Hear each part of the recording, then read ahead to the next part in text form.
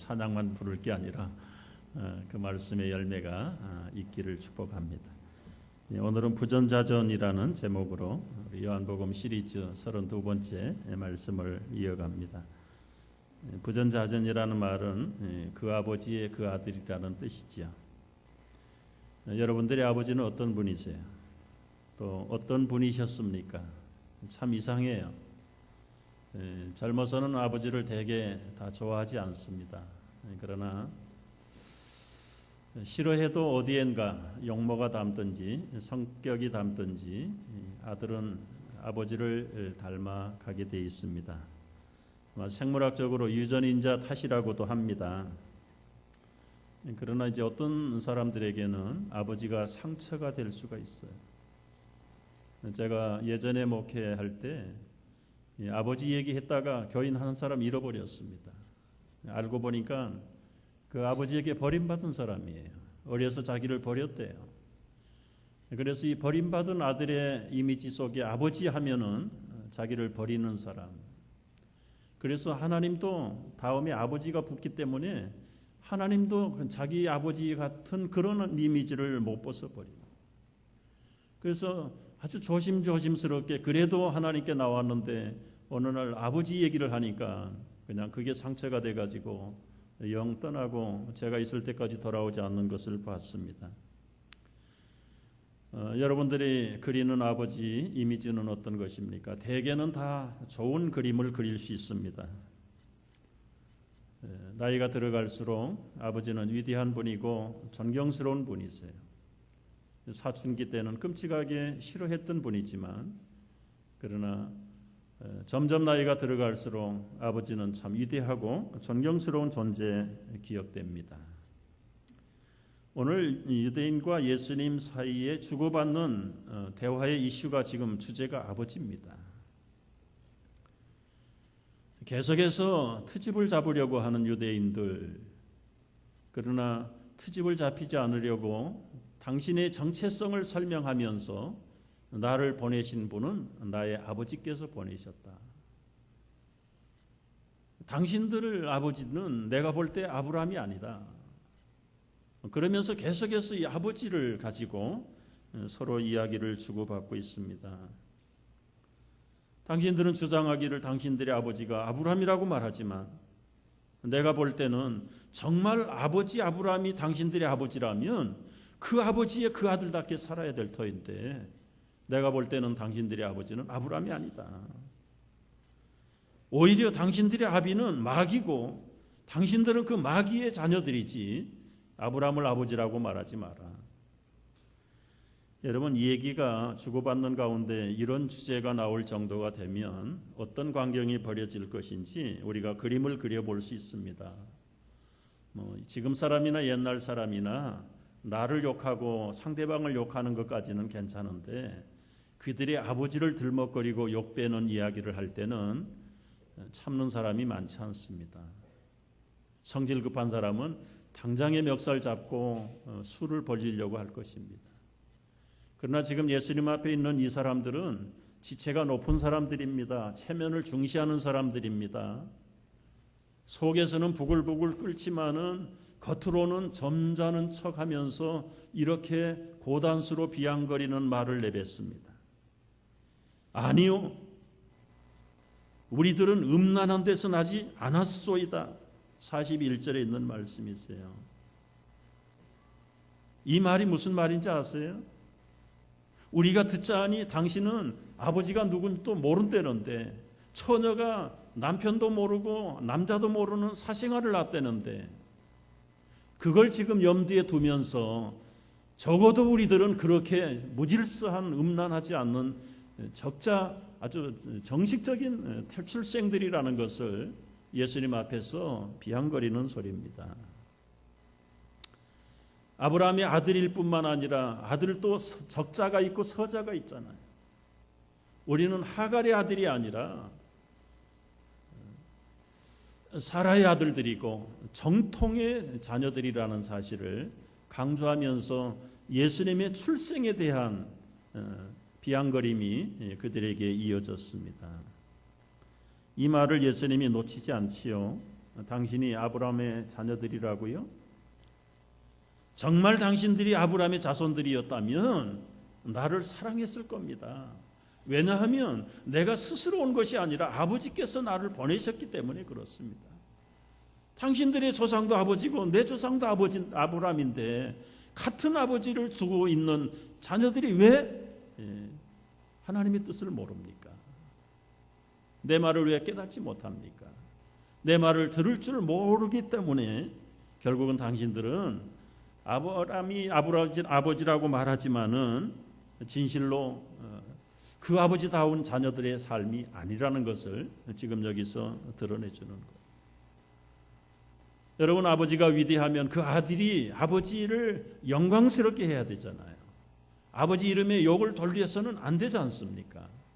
그런데 지금 예수님의 눈으로 볼 때는 아브라함의 자녀들이라고 하면서 그 아브라함 조상에 걸맞는 삶을 살지 못하고 있단 말이에요. 적어도 아브라함은 하나님과의 벗이라고 그랬어요.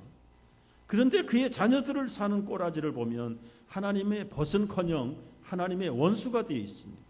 아브라함은 하나님의 말씀을 순종했습니다. 그런데 그의 자녀들은 하나님 말씀을 대적하고 있습니다. 이게 어떻게 그 아들의 그 아버지입니까? 여러분, 이 성경에 필요한 안목이 계시라는 안목인데요. 벌써 이 시간적으로 보면 예수님 전에 모세나 아브라함은 수천 년 전의 사람이에요. 다윗도 마찬가지죠. 그런데 이 모든 사람이 후대에 자기들의 후손으로 오시는 예수 그리스도를 보면서 즐거워하면서 구원을 받은 사람들이에요. 이미 나지도 않는 구약시대의 믿음의 조상들이 새카만 후배로 오실, 후손으로 오실 메시아 예수 그리스도를 약속으로 믿고 기대하면서 그 높고 높은 조상들이 구원을 받은 거예요. 그런 지고한 조상들을 아비로 둔 유대인들이 적어도 그걸 깨달아야 되는데 그걸 못 깨닫습니다. 여러분, 오늘날의 많은 사람들도 성경을 바라보는 눈이 자기중심적으로 제한된 사람도 많아요.